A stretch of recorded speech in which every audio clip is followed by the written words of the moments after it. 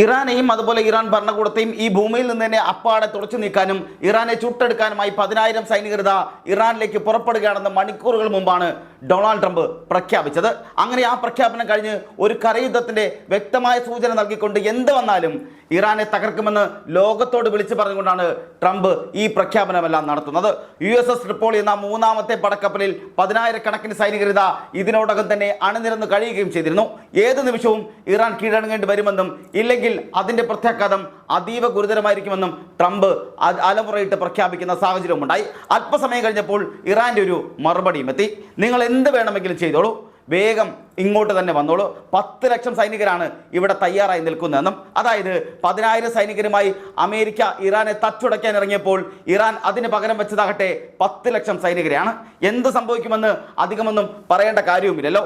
ഇതോടുകൂടി ട്രംപ് അപ്പാടെ വിരണ്ടു പോകുന്ന സാഹചര്യമുണ്ടായി. ഉടൻ തന്നെ ട്രംപിന്റെ പുതിയ പ്രഖ്യാപനവും വന്നു. 10 ദിവസത്തേക്ക് ഞങ്ങൾ ഇറാനെ ആക്രമിക്കില്ല, പ്രത്യേകിച്ച് ഇറാന്റെ ഊർജ്ജ കേന്ദ്രങ്ങളെ തൊടുക പോലും ചെയ്യില്ല എന്ന്. അതായത് ട്രംപ് അട്ടപ്പടലം പേടിച്ച് വിരണ്ട് യുദ്ധത്തിൽ നിന്നും പിന്മാറാനുള്ള വഴികളെല്ലാം തേടിക്കൊണ്ടിരിക്കുകയാണെന്നാണ് ഇറാന്റെ ഭാഗത്തുനിന്നുണ്ടാകുന്ന പ്രഖ്യാപനങ്ങളെല്ലാം. അങ്ങനെ വേണം ഇറാൻ കരുതുന്നതും. ഇപ്പോൾ ഈ രീതിയിൽ യുദ്ധം മുന്നോട്ട് കൊണ്ടുപോകാൻ എന്ത് തന്നെയായാലും അമേരിക്കൻ പ്രസിഡന്റ് ഡൊണാൾഡ് ട്രംപ് തയ്യാറുമല്ല. കാരണം 10,000 സൈനികരെ അണിനിരത്തിക്കൊണ്ട് USS ട്രിപ്പോളി എന്ന മൂന്നാമത്തെ പടക്കപ്പൽ ഇറാന്റെ തീരത്തോട് അടുക്കുമ്പോൾ അവിടെ അണിനിരന്ന് നിൽക്കുന്നത് 10 ലക്ഷം ഇറാന്റെ സൈനികരാണ്. കരയുദ്ധത്തിൽ ഇറാനെ തൊടാൻ പോലും ആകില്ല എന്ന് ട്രംപിന് ഇതിനോടകം തന്നെ മനസ്സിലായും കഴിഞ്ഞിരിക്കുന്നു. അതുകൊണ്ടാണ് ട്രംപ് ഇത്തരത്തിലൊരു യൂട്ടേൺ അടിച്ച് മുന്നോട്ട് പോകുന്നത്. ഇറാനെ ഒരു തരത്തിലും പിടിച്ചുകെട്ടാൻ കഴിയാതെ, ഒരു തരത്തിലും ഇറാനെ തങ്ങളുടെ വരുതിയിലേക്ക് കൊണ്ടുവരാൻ സാധിക്കാതെ, എന്തെങ്കിലും തരത്തിൽ ഏകപക്ഷീയമായി ഞങ്ങൾ യുദ്ധം വിജയിച്ചെന്ന് പ്രഖ്യാപിക്കാൻ കഴിയാതെ നട്ടം തിരിയുന്നൊരു ലോക പോലീസിന്റെ തലവനെയാണ് ഇപ്പോൾ ലോകമെല്ലാം കഷ്ടത്തോടെ നോക്കി കണ്ടുകൊണ്ടിരിക്കുന്നത്. ലോക രാജ്യങ്ങൾക്ക് മുമ്പിൽ അപഹാസ്യനാക്കിക്കൊണ്ടിരിക്കുകയാണ് ട്രംപ് എന്നതിന് ഇതിൽ പരം മറ്റൊരു ഉദാഹരണം വേറെ ഒന്നും ഉണ്ടാകില്ല എന്ന് തന്നെയാണ് ട്രോളന്മാരെല്ലാം വിശേഷിപ്പിക്കുന്നത്. കാരണം ഇത്രയും നാൾ എന്തൊക്കെ രാജ്യങ്ങളിൽ എന്തൊക്കെ നടക്കണമെന്ന് വിചാരിച്ച് അതുപോലെ നടത്തിക്കൊണ്ടിരുന്ന ആളാണ് അമേരിക്കൻ പ്രസിഡന്റ് പദവിയിലിരിക്കുന്ന ഡൊണാൾഡ് ട്രംപ് എന്ന വ്യക്തി. അതേസമയം തന്നെ ഇസ്രായേൽ ആകട്ടെ അമേരിക്ക പറയുന്നത് ഒന്നും തന്നെ കേൾക്കാതെ ഇറാന് നേരെ നിരന്തരമായി ആക്രമണം നടത്തിക്കൊണ്ടേയിരിക്കുകയാണ്.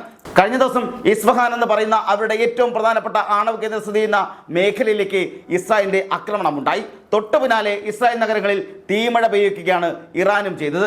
ടെൽഅവീവ് അടക്കമുള്ള നഗരങ്ങളിൽ നിന്ന് കത്തുന്ന വാർത്തകളും റിപ്പോർട്ടുകളുമാണ് അന്താരാഷ്ട്ര മാധ്യമങ്ങളടക്കം നൽകിക്കൊണ്ടിരിക്കുന്നത്. ഒപ്പം തന്നെ ലെബനാനിൽ നിന്നും ഇസ്രായേലിന് നേരെ തുടർച്ചയായ ആക്രമണങ്ങൾ ഉണ്ടാവുകയും ചെയ്തിട്ടുണ്ട്. ഹിസ്ബുള്ള അവകാശപ്പെടുന്നത് കഴിഞ്ഞ രാത്രിയിൽ 81 ആക്രമണങ്ങൾ ഇസ്രായേലിലേക്ക് നടത്തി എന്നുള്ളതാണ്.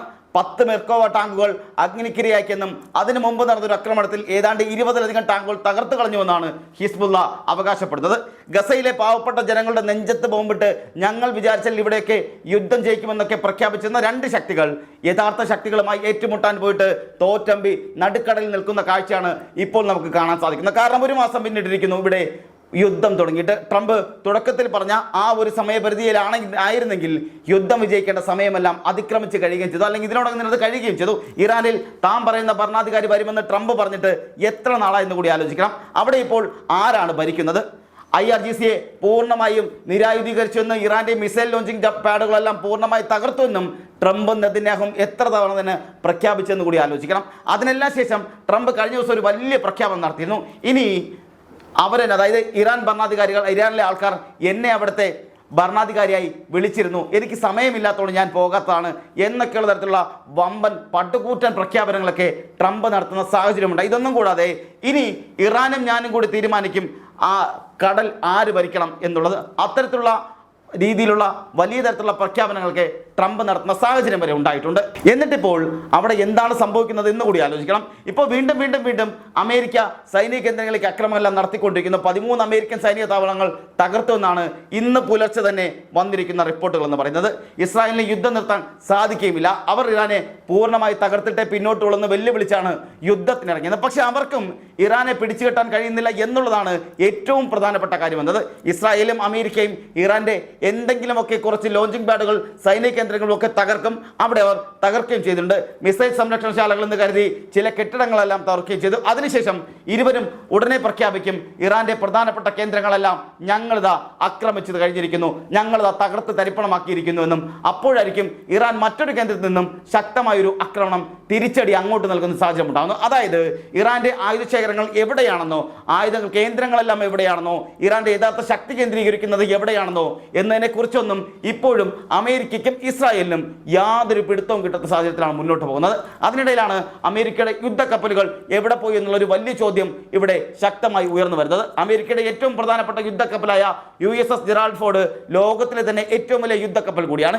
ഈ കപ്പൽ അവിടെ കൊണ്ടുവന്നിട്ട് ഇറാനെ കുറെ കാലം ഭയപ്പെടുത്തുകയും ചെയ്തിരുന്നു. ഇതിനിടയിൽ ആ കപ്പലിന് തീ പിടിക്കുന്ന സാഹചര്യമുണ്ടായി. അത് അക്രമിച്ചതാണെന്ന് ഇറാൻ പറയുന്നു, അല്ല എന്ന് അമേരിക്കയും പറയുന്നു. പക്ഷേ ഈ കപ്പൽ ഇപ്പോൾ അവിടെ കാണാനില്ല. ഗ്രീസിലെ ഏതോ അറ്റകുറ്റപ്പണി കേന്ദ്രത്തിലാണ് ഈ കപ്പൽ എന്നാണ് ലഭിക്കുന്ന വിവരങ്ങളെല്ലാം. അതുപോലെ തന്നെ USS എബ്രഹാം ലിങ്കൻ എന്ന പടക്കപ്പലിന് നേരെ ആക്രമണം നടത്തിയെന്ന് ഇറാൻ വ്യക്തമായി പറയുകയും ചെയ്തിരുന്നു.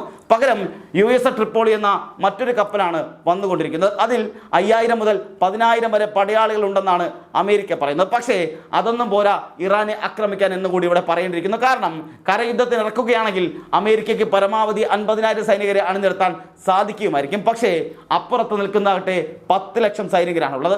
ഒന്ന് ആലോചിച്ച് നോക്കൂ, ഒരു കരയുദ്ധം ഉണ്ടായാൽ ഇറാന്റെ ഈ 10 ലക്ഷം സൈനികർക്ക് മുന്നിൽ അമേരിക്കയുടെ ശേഷി തച്ചുടയ്ക്കപ്പെടുമെന്ന കാര്യം യാഥാർത്ഥ്യം തന്നെയാണ്. കാരണം ഇറാന്റെ മണ്ണിലേക്കാണ് അവരവിടെ ഇറങ്ങാൻ പോകുന്നത്. അവിടെ ഗറില്ല വാർഫെയർ അടക്കമുള്ള നിരവധി യുദ്ധതന്ത്രങ്ങൾ ഇറാന്റെ പക്കലുമുണ്ട്. അതിനിടയിലാണ് ഹൂത്തികൾ നിർണായകമായ പ്രഖ്യാപനമായി വന്നിരിക്കുന്നത്. ഇനിയും ഇറാന്റെ ഊർജ്ജ കേന്ദ്രങ്ങൾ ആക്രമിക്കുകയാണെങ്കിൽ ബാബൽ മന്ദബ് കടലിടുക്ക് ഞങ്ങൾ അടയ്ക്കുമെന്ന് ഹൂത്തികൾ പറയുകയാണ്. ചെങ്കടലിലെ പാതകൾ അവർ മുമ്പും അടച്ചിട്ടുണ്ട്. അങ്ങനെ വന്നാൽ ലോകത്തിന്റെ മുഴുവൻ കപ്പൽ ഗതാഗതവും വ്യാപാര ശൃംഖലകളുമെല്ലാം തകർന്ന് തരിപ്പണമാകുന്ന സാഹചര്യം ഉണ്ടാകും. ഇതിന് അമേരിക്കൻ ലോകത്തോട് മറുപടിയും പറയേണ്ടി വരും. ഗൾഫ് രാജ്യങ്ങളും യൂറോപ്യൻ യൂണിയനും നേരത്തെ തന്നെ മുന്നറിയിപ്പ് നൽകിയതെല്ലാമാണ് ഇറാൻ ശക്തമായി തിരിച്ചടിക്കുമെന്ന്. പക്ഷേ അന്ന് ട്രംപ് പറഞ്ഞത് അമേരിക്കൻ കപ്പലുകൾക്ക് സുരക്ഷ ഒരുക്കും എന്നുള്ളത് മാത്രമാണ്. ആദ്യഘട്ടത്തിൽ അവർ ചില ഉന്നത സൈനിക തലവന്മാരെയും ശാസ്ത്രജ്ഞരെയും വധിക്കുകയും ചെയ്തു. അതോടെ ഇറാൻ കീഴടങ്ങുമെന്നാണ് അവർ കരുതിയിരുന്നത്. പക്ഷേ ആയത്തുള്ള അലി ഖമനിയുടെ നേതൃത്വത്തിൽ ഇറാൻ കൃത്യമായ plan A, B, C, D അങ്ങനെയൊക്കെ തയ്യാറാക്കി വെക്കുകയും ചെയ്തിരുന്നു. അതാണ് അമേരിക്കയുടെയും ഇസ്രായേലിൻ്റെയും കണക്കുകൂട്ടലുകൾ അപ്പാടെ തെറ്റിച്ചത്. അമേരിക്കയ്ക്ക് ഇനി എന്ത് ചെയ്യണമെന്ന യാതൊരു പ്ലാനിങ്ങുമില്ല. കൺഫ്യൂസ്ഡ് ആയിരിക്കുന്ന സാഹചര്യം ഉണ്ടാകുന്നുണ്ട്. പക്ഷേ ഇറാനെ സംബന്ധിച്ച് വ്യക്തമായ പദ്ധതികൾ അവർക്ക് മുന്നിൽ തന്നെയുണ്ട്.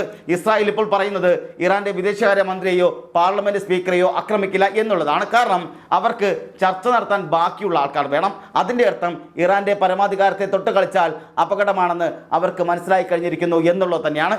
യുദ്ധം തുടർന്നിട്ട് ഒന്നും നേടാൻ കഴിയില്ല എന്ന് ഇസ്രായേലും മനസ്സിലാക്കിയിരിക്കുന്നു. പേടിച്ച് വിറച്ചു നിൽക്കുന്ന അമേരിക്കൻ ഡയറക്റ്റ് ഫൈറ്റിലേക്ക് ഇനി കുറച്ച് നാളത്തേക്ക് എന്തായാലും ഇല്ല എന്നതും വ്യക്തമാവുകയും ചെയ്യുന്നു.